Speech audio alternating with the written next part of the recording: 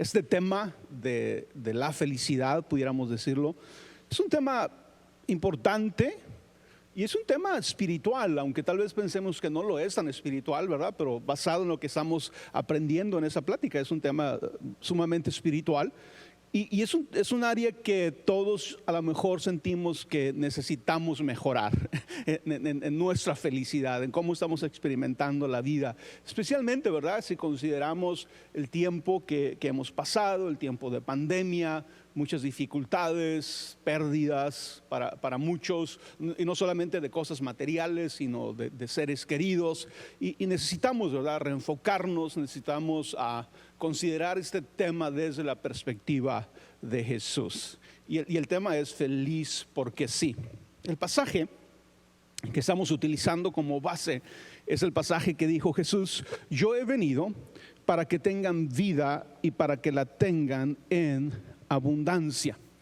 Y yo les decía que este pasaje utiliza en la palabra vida una palabra en el original, que es la palabra zoe, que esta palabra zoe era un concepto que el pueblo judío tenía acerca de la vida. No está hablando de la vida física, está hablando de la vida espiritual, está hablando de la vida interior, ¿sí? Y la palabra zoe significa estar lleno de vitalidad, ¿sí? Estar lleno de energía, estar lleno de ganas de vivir. Y Jesús dice: yo he venido para que tengas este tipo de vida, ¿sí? Para que la tengas en abundancia.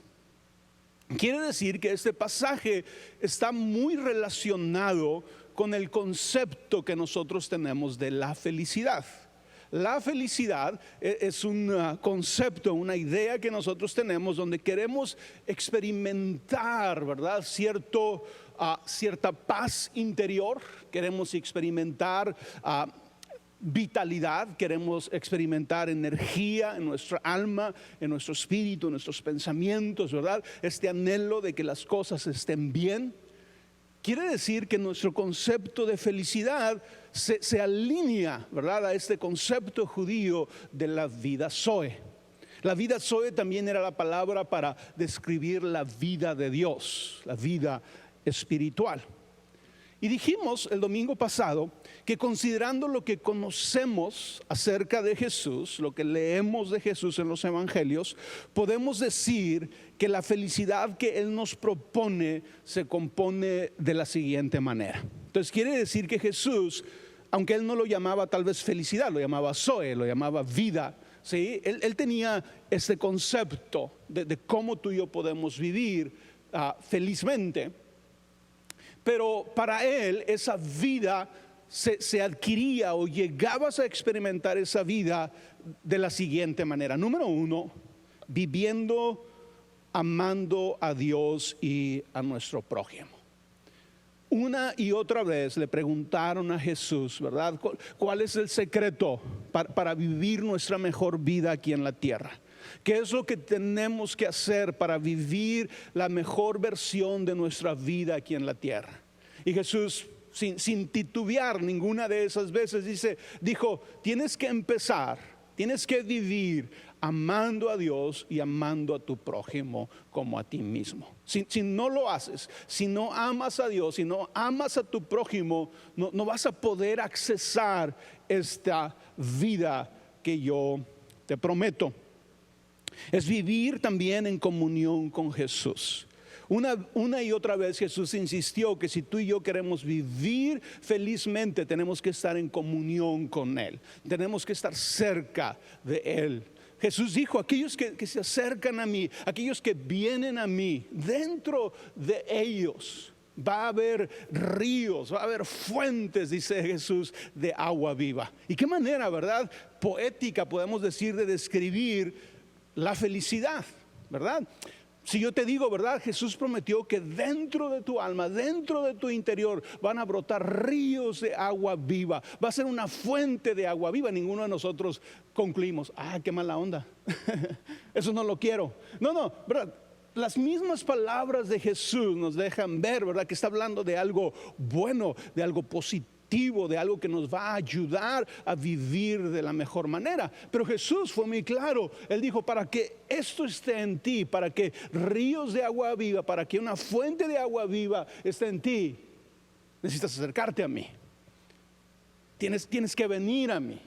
Tienes que beber de mí, tienes que comer de mí para que esto suceda. Entonces, de acuerdo a Jesús, otra vez para no perdernos, esta vida espiritual de la que estamos hablando, que nosotros podemos llamarla felicidad, ¿sí?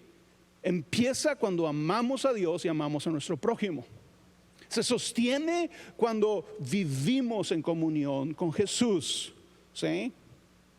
Cuando lo obedecemos, cuando lo conocemos, cuando estamos cerca de Él. Pero también Jesús dijo, pero es muy importante también que te ames a ti mismo. Si vas a experimentar la felicidad, tienes que amarte a ti mismo. Tienes que tratarte bien a ti mismo. Desde la manera en que piensas acerca de ti, desde la manera en que te hablas a ti mismo, tienes que amarte a ti mismo, de la manera en que te cuidas, de la manera en que descansas, de la manera en que comes, de la manera en que haces ejercicio. Tienes que amarte a ti mismo. Si vas a experimentar esta vida, tienes que amarte a ti mismo. El concepto de Jesús y la forma en la que nosotros accesamos esta vida, yo pienso que es muy práctica, es muy inteligente. Inteligente me refiero a que tiene sabiduría, tiene lógica lo que Jesús dice acerca de esta vida. Y si nosotros hacemos esto, si nosotros amamos a Dios, amamos a nuestro prójimo, seguimos a Jesús, nos amamos a nosotros mismos, vamos a experimentar esa vida. Tal vez sea poco a poco, tal vez tengas que ir avanzando, ¿verdad? Cada día, pero la vas a empezar a experimentar, porque también es la promesa de Jesús. Yo he venido para que tengan vida y para que la tengan en abundancia. Una vez que hacemos esto que Jesús nos dice que es la puerta a la vida en abundancia, entonces, ¿verdad? Empezaríamos a tener esa vitalidad y esa energía que necesitamos, esos ríos de agua viva dentro de nosotros, ¿verdad? Que te levantas animado para vivir el día de hoy. Empezaríamos, ¿verdad? O se caracterizaría de que vivimos nuestra vida llena de propósito, que somos agradecidos, que somos perdonadores, ¿verdad? Y pudiéramos hacer la lista mucho más grande, ¿verdad?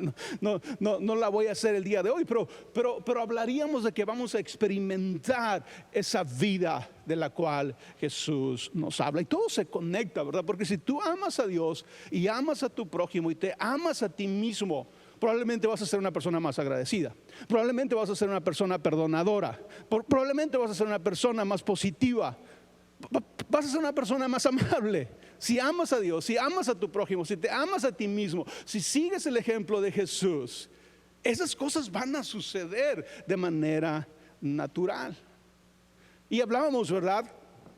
El domingo, este tema de feliz porque sí, este concepto de feliz porque sí. Y decíamos que esta felicidad es una felicidad que no depende únicamente de las circunstancias. A veces tú y yo tenemos una vida emocional que se basa principalmente en las circunstancias. Si alguna circunstancia llega a nuestra vida que no es la más favorable, nos derrumba, nos destruye. ¿Sí? Porque estamos pensando que nuestra felicidad depende únicamente de las circunstancias. Ahora yo les dije, ¿verdad? Al mismo tiempo, obviamente las circunstancias influyen en nuestra felicidad. A veces los cristianos hemos creído, ¿verdad?, de que no, las circunstancias no deben afectar para nada tu felicidad o cómo te sientes. Y no necesariamente. Es la misma Biblia, ¿verdad?, la que dice que hay tiempo ¿para qué? Para reír, pero también hay tiempo ¿para qué? Para llorar. Quiere decir que habrá situaciones en nuestra vida, circunstancias en nuestra vida en las que es tiempo de llorar. Pero lo que Jesús, y yo creo que lo que la Biblia nos enseña es que tú y yo podemos poseer una felicidad que no depende únicamente de las circunstancias. Era lo que decía el domingo pasado. Yo les decía, es como Pablo cuando dice, y él está hablando de cuando enfrentamos la muerte de un ser querido, y Pablo dice, y nosotros sufrimos como todos los seres humanos. Los cristianos sufrimos como todos los seres humanos cuando perdemos un ser querido. Pero luego Pablo dice, pero no sufrimos como los que no tienen esperanza. ¿Sí? Quiere decir que aún en nuestro sufrimiento tenemos esperanza. Entonces, feliz porque sí nos habla de una felicidad que no depende únicamente de las circunstancias, sino que se basa principalmente en nuestra relación con Dios. En otras palabras, un estado de ánimo, un estado de tu vida interior que depende principalmente de tu relación con Dios. Y cuando digo relación con Dios, sí estoy hablando en parte de tu vida devocional, de hablar con Jesús, de orar, de leer la palabra, que es muy importante. Pero cuando digo relación, también estoy hablando de lo que crees y experimentas de Dios en lo más profundo de tu ser. Porque yo te diría algo, hay personas que tal vez oran mucho, pero su concepto de Dios es el concepto de un Dios enojado, de un Dios no tan lleno de gracia, no tan presto para perdonar, sino que ven a Dios más como un Dios tirano, ¿verdad? Que está buscando a ver en qué te equivocas para castigarte. Y si ese es nuestro concepto de Dios, si esa es tu relación con Dios, va a ser más difícil, ¿verdad? Que experimentes una vida feliz, una vida en abundancia, ¿verdad? Porque lo que te está moviendo es más el temor que el amor a Dios.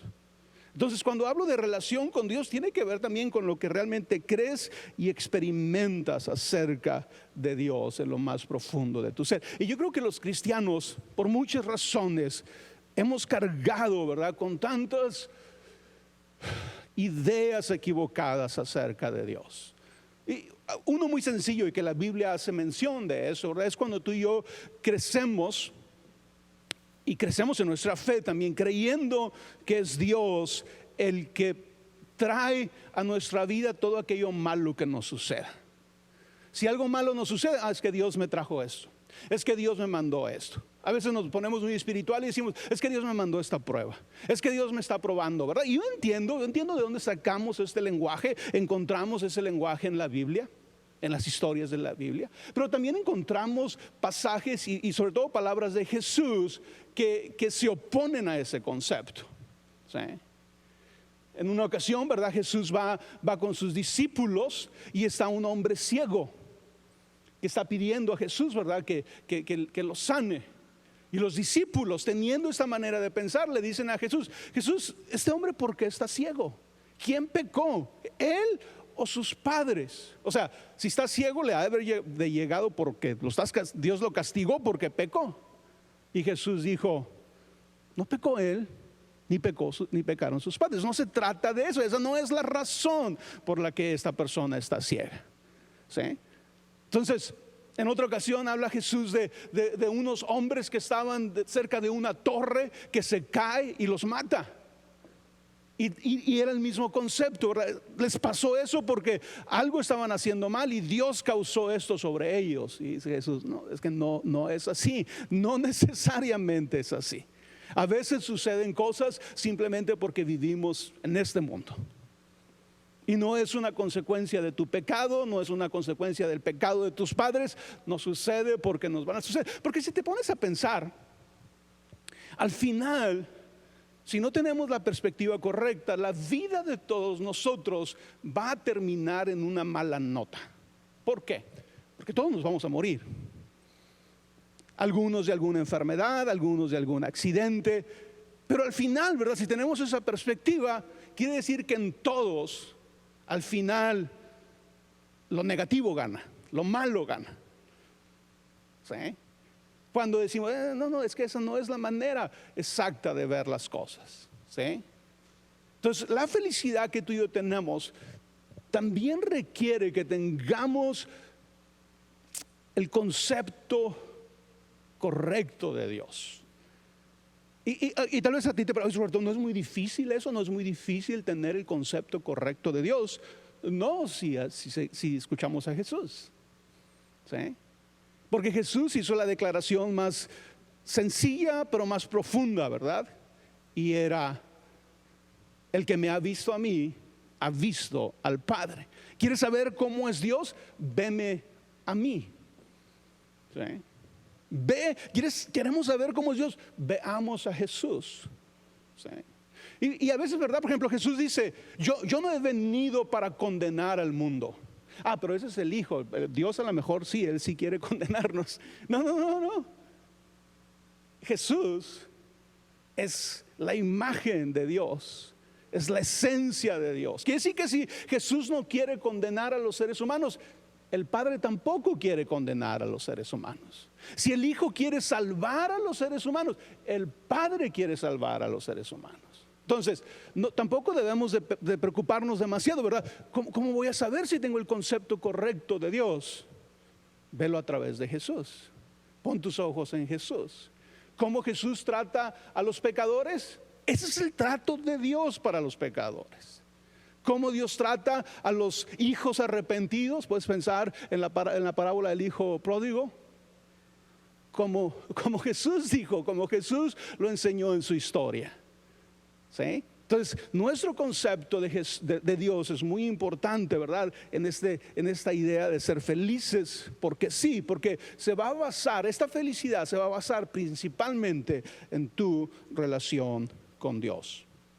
Hablando de ser felices porque sí, fíjate lo siguiente: los estudios, o muchos de los estudios modernos sobre la felicidad, revelan que un alto porcentaje de nuestro nivel de felicidad es aprendido. A veces tú y yo pensamos que la felicidad nos debe de llegar como por accidente, ¿sí? O sea, si no soy feliz es porque alguien más, el universo o personas no están haciendo lo que deberían de hacer para que yo sea feliz. Algo está fallando fuera de mí, sean circunstancias, sean personas, por la cual yo no soy feliz. Y eso estoy hablando de estudios psicológicos, ¿verdad? Estudios de personas que estudian el tema de la felicidad. Otra vez lo voy a leer desde el principio. Los estudios sobre la felicidad revelan que un alto porcentaje de nuestro nivel de felicidad es aprendido. Es decir, depende de nuestros hábitos, de nuestros pensamientos, de nuestros sentimientos, palabras y acciones. Un porcentaje alto de nuestro nivel de felicidad depende o es aprendido y depende de lo que estamos pensando constantemente, de lo que estamos hablando constantemente, de lo que estamos haciendo constantemente. Por ejemplo, ahorita yo decía, Jesús dice, para que entres a esta vida, ama a Dios, ama a tu prójimo. Pero Él dice, como a ti mismo. Entonces Jesús está dando por hecho que te vas a amar a ti mismo. Quiere decir que en la mañana cuando te levantas, no estaría nada de mal, ¿verdad? Que esa mañana cuando te levantas, le des gracias a Dios por tu vida, hables bien de ti. ¿Sí? Y si vienen pensamientos que no están hablando bien de ti, que rechaces esos pensamientos, ¿verdad? Y que confieses lo que Dios dice acerca de ti. Porque la felicidad en gran parte depende de eso. Depende de lo que pensamos, de lo que hablamos y de nuestras acciones. Fíjate qué interesante el siguiente dato. Se dice que solo el 10% de nuestra felicidad es determinada por las circunstancias. Y yo sé que a mí también me costó trabajo cuando lo escuché, cuando lo leí. Como, a ver, suena un poco exagerado, ¿sí? O le está quitando muy poquito a las circunstancias, ¿sí? Se dice que solo el 10% de nuestra felicidad es determinada por las circunstancias. Cuando nosotros, creo que la mayoría de las veces pensamos lo contrario. Si no estamos sintiéndonos felices y volteamos a ver a nuestro alrededor y vemos lo que está mal en nuestra vida, ya sea financieramente, físicamente, relaciones, no sé, y echamos la culpa a esta circunstancia. Esa es la razón por qué no soy feliz. Pero el estudio dice, no, regularmente las circunstancias solamente valen el 10% de tu infelicidad. Y tú sabes que hay algo de verdad en esto, porque tú y yo conocemos a personas que tienen circunstancias mucho más difíciles que las nuestras y viven más felices que nosotros. ¿Sí? De hecho, ¿verdad? Te llama mucho la atención que cuando hacen estudios de felicidad, algunos países donde hay mucha pobreza registran niveles muy altos de felicidad.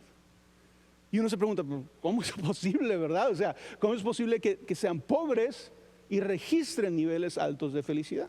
Yo no sé si tú eres fan de ver videos en YouTube y cosas así, ¿no? Pero a mí me llama la atención a veces, y a veces le hago el comentario a Pati y le digo, qué feliz vive esa gente, le digo.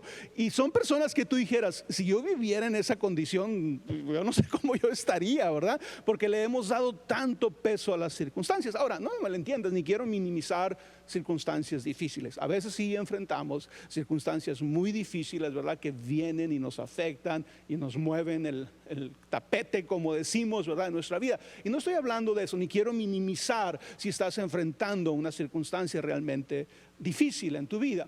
Pero al mismo tiempo es que a lo mejor hay algunas circunstancias que le estás dando demasiada autoridad, les estás dando demasiado peso que no deberías de darle.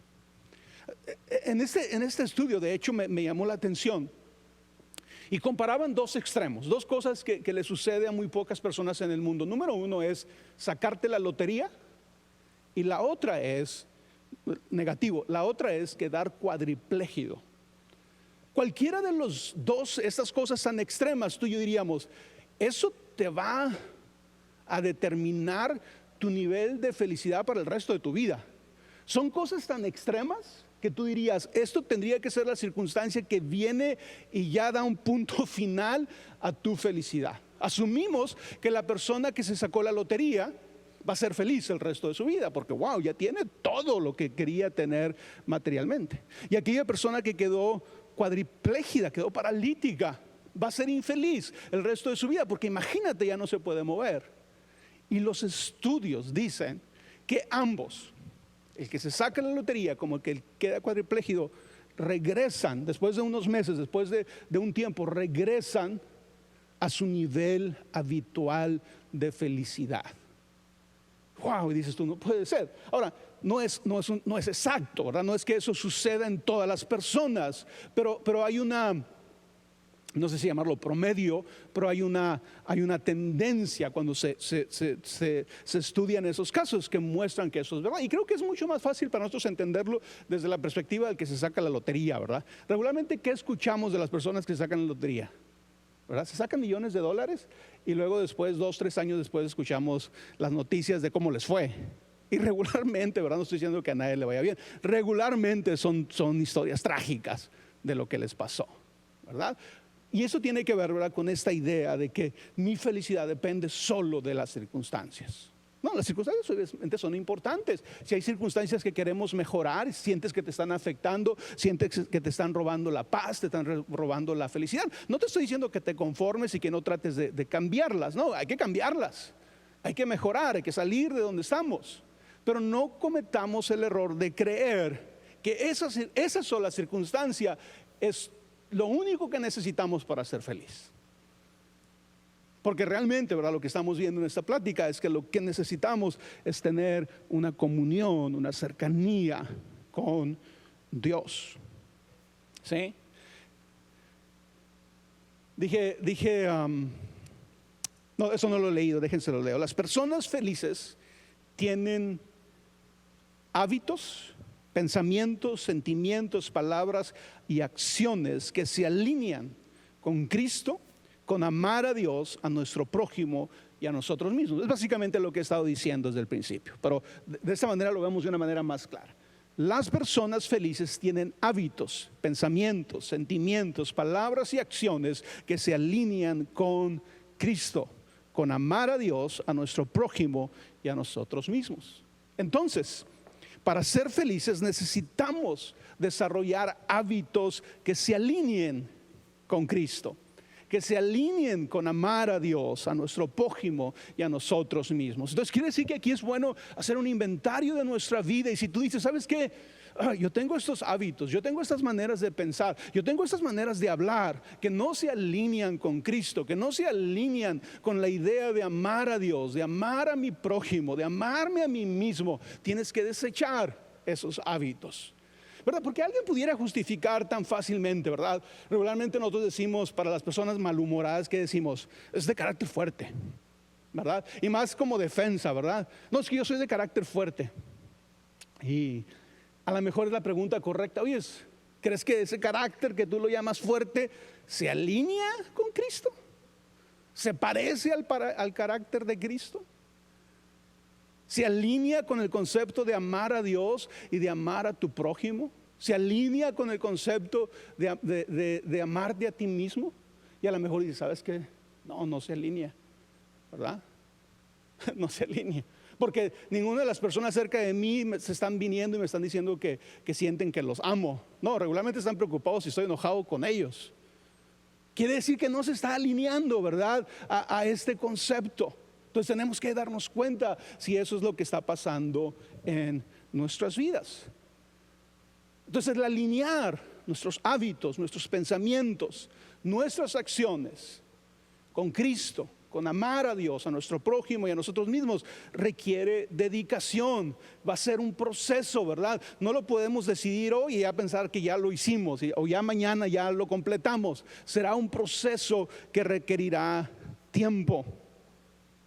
Yo no sé, ¿verdad?, si tocas algún instrumento musical, pero así como no podemos decidir tocar el piano y esperar poderlo hacer al instante, no podemos decidir ser felices y serlo al instante.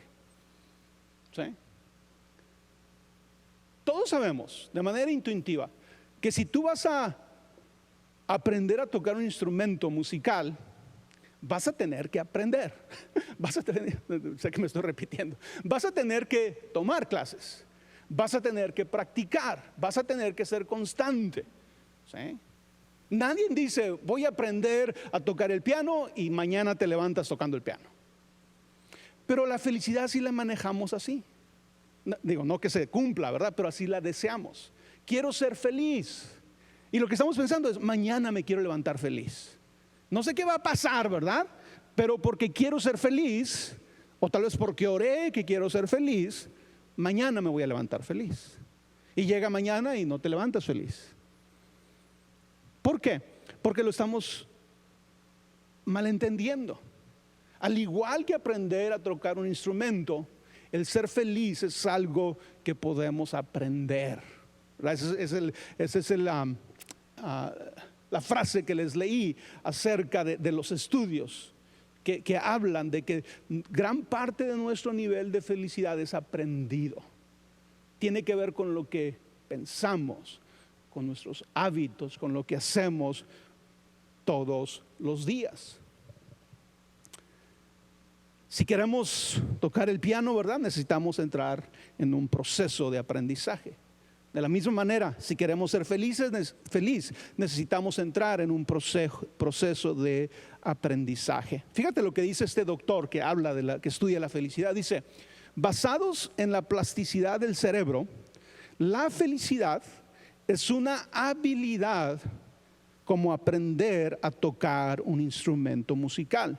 Es posible entrenar nuestro cerebro para ser feliz. Wow. Y porque mira, yo no sé si tú puedes pensar en alguna persona que tú consideras feliz, ¿verdad? Si esta persona está por encimita de la norma en la felicidad. Regularmente es una persona llena de paz, regularmente es una persona amable, regularmente es una persona alegre, contenta. Pero luego si volteas a ver su vida y te das cuenta que los hábitos que tiene, ¿sí?, se alinean a este concepto que estamos hablando, que para ser felices necesitamos tener cierto tipo de hábitos, cierto tipo de pensamientos, cierto tipo de la manera en que pensamos. Y es bueno acabar con el mito acerca de la felicidad instantánea, que era más o menos lo que les decía ahorita, ¿verdad? Quiero ser feliz, oro que voy a ser feliz y espero mañana ser feliz, y no sucede. Porque mucho de eso tiene que ver con mitos acerca de la felicidad. Y un mito es una idea que es creída por muchos, pero no es verdad. Y ese sería uno, ¿verdad? El pensar que la felicidad puede llegar a nuestra vida de manera instantánea, sin que corrijamos nuestra manera de pensar, sin que corrijamos nuestra manera de hablar, sin que corrijamos nuestros conceptos de Dios, nuestros conceptos de los seres humanos, y no va a suceder así. ¿Podrás experimentar alegría momentánea? Habrá cosas que te van a alegrar el día, ¿verdad? Te fue bien en tu trabajo, pasó algo y te alegraste. Pero cuando hablamos de felicidad, que es más un estilo de vida, una forma de experimentar el mundo todos los días, en todo momento, a pesar de las circunstancias, ¿sí? Tendríamos que estar muy conscientes, ¿verdad? Que requiere un proceso en nuestra vida. Y el principal mito acerca de la felicidad, instantánea, es el mito de voy a ser feliz cuando cierta circunstancia cambie. Voy a ser feliz cuando, ¿verdad? Es una frase que todos hemos dicho. Si no la hemos dicho, la hemos pensado, hemos creído que así funciona el mundo. Voy a ser feliz cuando me case, dijo alguien. ¿Sí? Y te casaste, no quiero ser malo. Voy a ser feliz cuando me case. Y te casaste y fuiste muy feliz. Vamos a terminar la historia así, ¿verdad? Y te casaste y fuiste muy feliz unos meses. Y de repente, ¿verdad? Híjole, estabas pensando que ya no estabas tan feliz. Hasta te estabas preguntando, ¿me debería haber casado? No te preocupes, no levanten la mano, ¿no? ¿A quién le ha pasado eso? Pero tiene que ver con el mito, ¿verdad? Voy a ser feliz cuando. Y yo creo que los que están en primera línea sería eso, voy a ser feliz cuando me case. Pero el problema es que si tú no has trabajado realmente en tu felicidad, desde la manera en que piensas, la manera en que hablas, tus conceptos de la vida, te vas a casar, sí te va a alegrar la vida por unas semanas, por unos meses, pero al final tu manera de pensar, tu manera de hablar es lo que va a vencer en la relación. Y probablemente sea lo que destruya esa alegría, esa felicidad que sí trajo el matrimonio a tu vida, pero que no sucede así. Alguien dice, voy a ser feliz cuando tenga un mejor trabajo. Y por fin tuviste el mejor trabajo. Y a los 6 meses estabas pensando lo mismo. Voy a ser feliz cuando tenga otro trabajo. Voy a ser feliz cuando tenga a mi hijo o a mi hija, a mi bebé. ¿Sí? Voy a ser feliz cuando pierda peso. Voy a ser feliz cuando gane más. Voy a ser feliz cuando tenga más dinero. Pero ¿sabes cuál es lo curioso de este último ejemplo de voy a ser feliz cuando tenga más dinero? Es que tú puedes dividir a las personas por su nivel de ingreso. Vamos a suponer, ¿verdad? Arbitrariamente aquí. Imagínate que haces una primera línea de personas que ganan $30,000 al año. Y luego una que ganan $60,000 al año, y unos que ganan 90,000, otros 120. Ponle que tuvieras diferentes categorías y les hicieras la misma pregunta a todos ellos, en todos esos niveles, aún a los millonarios, y les preguntaras que si ellos creerían que si ganarían más serían más felices. La gran mayoría responderían que sí. Quiere decir que aquel que está ganando $30,000 al año está pensando, cuando gane más voy a ser feliz. Pero luego encuentras que la persona que está ganando $1 millón dice, cuando gane más voy a ser feliz. ¿Verdad? Porque estamos hablando de cosas que realmente no son la solución total, no son la respuesta total a nuestra felicidad. ¿Sí? Déjeme terminar con este pasaje que leímos al inicio de la reunión, que es la historia del buen samaritano, Lucas 10. Y creo que aquí tú y yo podemos aprender algo acerca de este concepto de la felicidad. Está Jesús y dice la palabra que, dice, bueno, déjalo leer. Dice, en esto se presentó un experto de la ley y para poner a prueba a Jesús, le hizo esta pregunta: Maestro, ¿qué tengo que hacer para heredar la vida eterna? Lo primero que tenemos que hacer cuando leemos ese pasaje es preguntarnos qué está preguntando el experto de la ley. Porque tú y yo asumimos que el experto de la ley está preguntando lo que nosotros creemos que está preguntando, sí, pero no necesariamente. La pregunta es, ¿qué tengo que hacer para heredar la vida eterna? La gran mayoría de nosotros pensamos que el experto de la ley está preguntando, ¿qué tengo que hacer para irme al cielo? ¿Verdad? Seamos honestos, la mayoría de nosotros pensamos, eso está preguntando el experto de la ley. Pero cuando tú lees el Antiguo Testamento, cuando tú lees los evangelios, especialmente cuando entiendes el pensamiento judío del primer siglo, te vas a dar cuenta que esa pregunta no estaba en la mente de los judíos. Los judíos no estaban preocupados con la vida después de la muerte. De hecho, si tú lees el Antiguo Testamento con cuidado, vas a encontrar algunas referencias a la vida después de la muerte, pero son mínimas. No es un pensamiento que domine el pensamiento judío. No es un tema, que domine el pensamiento judío. No era con lo que ellos estaban preocupados. Ellos están preocupados con la vida aquí en la tierra. Entonces, cuando este experto de la ley le pregunta a Jesús, ¿qué debo de hacer para heredar la vida eterna? Está hablando de este concepto que ellos tenían de la vida Zoe, de la vida donde experimentas shalom, la paz con Dios, la paz con los seres humanos. Podríamos llamarlo nosotros felicidad. Ellos utilizaban varias frases: vida eterna, reino de Dios, reino de los cielos. Es el mismo concepto, ¿sí? Y quiere decir que cuando tú y yo escuchamos este pasaje, tenemos que saber qué está preguntando realmente el experto de la ley. No está preguntando acerca de lo que tiene que hacer para irse al cielo. Está preguntando de lo que tiene que hacer para experimentar la vida del reino de Dios aquí en la tierra, ¿sí? Jesús replicó, ¿qué está escrito en la ley? ¿Cómo la interpretas tú? El hombre respondió, ama al Señor tu Dios con todo tu corazón, con todo tu ser, con todas tus fuerzas y con toda tu mente, y ama a tu prójimo como a ti mismo. El experto de la ley sabía lo que tenía que hacer, pero le está preguntando a Jesús. Pero Jesús ni siquiera le responde, le dice, tú mismo dame la respuesta, tú la sabes, ¿verdad? Y el experto de la ley le dice, si quiero vivir esta vida, lo mismo que estoy diciendo yo desde el principio, tengo que amar a Dios con toda mi mente, con toda mi alma, con todas mis fuerzas. Tengo que amar a mi prójimo como a mí mismo. ¿Qué le dijo Jesús? Bien contestado. Eso es lo que se requiere para vivir esta vida aquí en la tierra. Pero luego le dice, haz eso y vivirás. Ama a Dios con todo tu corazón. Ama a tu prójimo como a ti mismo. Y vas a vivir y vas a experimentar la vida Zoe. Vas a experimentar paz en tu vida interior. Vas a experimentar paz en tu relación con la persona. ¿Lo crees? ¿O ya lo crees? Ahora ve y hazlo. Porque a veces tú y yo lo creemos, pero no lo hacemos. Si alguien nos pregunta, como a este experto de la ley, tú y yo le daríamos la respuesta correcta a Jesús.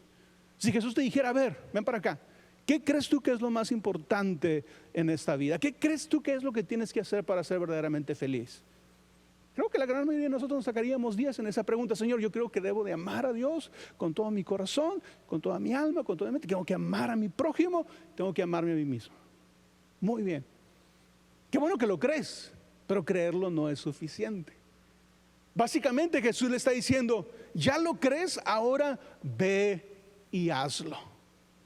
Ahora, ve y hazlo suena tan fácil, pero ahí es donde se encuentra el problema. Ahí es donde batallamos. Podemos entenderlo intelectualmente, tengo que amar a Dios y tengo que amar a mi prójimo.